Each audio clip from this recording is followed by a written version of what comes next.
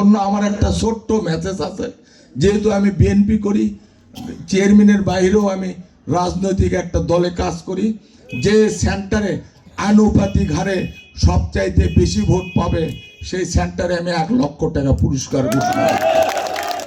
যে সেন্টারে আনুপাতিক হারে সবচাইতে বেশি ভোট পাবে সেই সেন্টারে আমি 1 লক্ষ টাকা পুরস্কার ঘোষণা করেছি।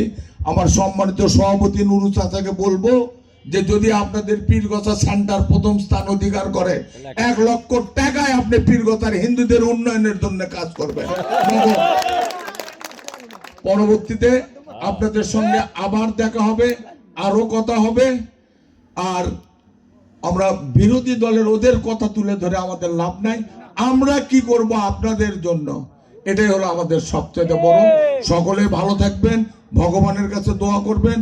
আমরা যারা মুসলমান আছি আমরা আল্লাহর কাছে আমরা কি চাইবো, যেন লাহিড়িপাড়া ইউনিয়ন বগুড়া সদরের ভিতর সবচাইতে ধানের শীষ প্রতীকে বেশি ভোট প্রদান করতে পারি এই আশাবাদ ব্যক্ত রেখে সবার সুস্বাস্থ্য দীর্ঘায়ু কামনা করে আমার সংক্ষিপ্ত কথা বলা শেষ করছি।